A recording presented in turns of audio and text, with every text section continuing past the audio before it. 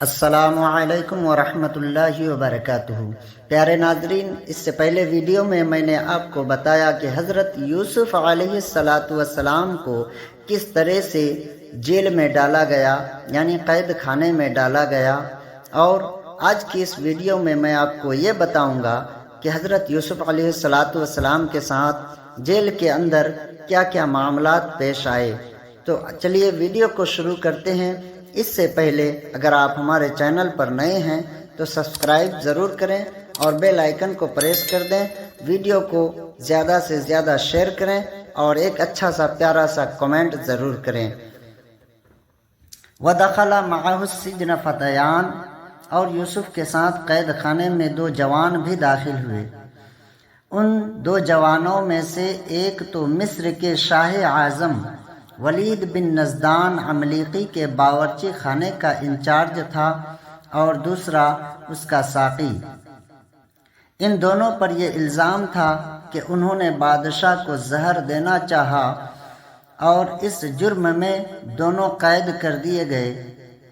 حضرت یوسف علیہ السلام جب قید خانے میں داخل ہوئے تو آپ نے اپنے علم کا اظہار شروع کر دیا اور فرمایا کہ میں خوابوں کی تعبیر کا علم رکھتا ہوں۔ ان دو جوانوں میں سے جو بادشاہ کا ساقی تھا، اس نے کہا کہ میں نے خواب میں دیکھا ہے کہ میں ایک باغ میں ہوں اور وہاں ایک انگور کی بیل میں 3 خوشے لگے ہوئے ہیں۔ بادشاہ کا کاسا میرے ہاتھ میں ہے اور میں نے ان انگوروں کا رس نچوڑ کر بادشاہ کو پلایا تو اس نے پی لیا۔ دوسرا یعنی کچن کا انچارج بولا، میں نے خواب میں دیکھا کہ میں بادشاہ کے کچن میں اپنے سر پر کچھ روٹیاں اٹھائے ہوئے ہوں جن میں سے پرندے کھا رہے ہیں۔ اے یوسف علیہ السلام، آپ ہمیں اس کی تعبیر بتائیے۔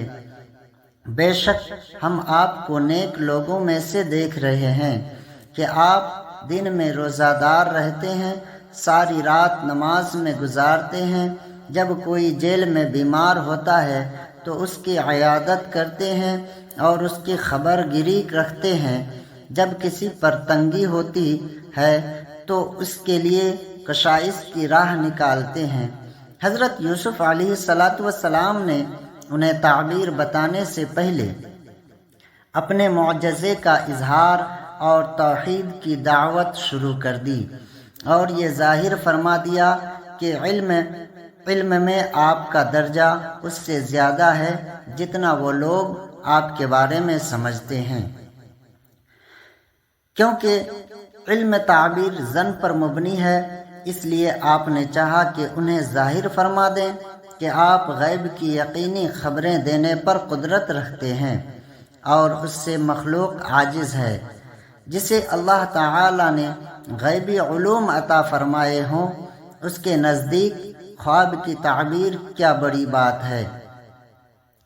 اس وقت معجزے کا اظہار آپ نے اس لیے فرمایا کہ آپ جانتے تھے کہ ان دونوں میں ایک عنقریب سولی دیا جائے گا، اس لیے آپ نے چاہا کہ اس کو کفر سے نکال کر اسلام میں داخل کریں اور جہنم سے بچا دیں۔ اس سے معلوم ہوا کہ اگر عالم اپنی علمی منزلت کا اس لیے اظہار کرے کہ لوگ اس سے نفع اٹھائے تو یہ جائز ہے۔ حضرت یوسف علیہ السلام کا جیل کی تنگ و تکلیف دہ زندگی میں بھی کس قدر پیارا اور دل نواز کردار ہے، کاش کہ ہم عافیت کی زندگی میں ہی ایسے کردار کو اپنانے کی کوشش کر لیں۔ آیت کی ایک تفسیر یہ ہے کہ حضرت یوسف علیہ السلام نے ان دونوں سے فرمایا، تمہیں جو کھانا دیا جاتا ہے اس کے لیے تمہارے پاس آنے سے پہلے ہی میں تمہیں اس خواب کی تعبیر بتا دوں گا جو تم نے میرے سامنے بیان کیا ہے۔ دوسری تفسیر یہ ہے کہ تم نے خواب میں جو کھانا دیکھا اور اس کے بارے میں مجھے خبر دی ہے، میں حقیقت میں اس طرح ہونے سے پہلے ہی تمہیں اس کی تعبیر بتا دوں گا۔ تیسری تفسیر یہ ہے کہ تمہارے گھروں سے جو کھانا تمہارے لیے آتا ہے اس کے آنے سے پہلے ہی میں تمہیں اس کی مقدار، اس کا رنگ، تمہارے پاس آنے سے پہلے اس کے آنے کا وقت، اور یہ کہ تم نے کیا کھایا، کتنا کھایا اور کب کھایا بتا دوں گا۔ علموں میں سے ہے جو مجھے میرے رب نے سکھایا ہے۔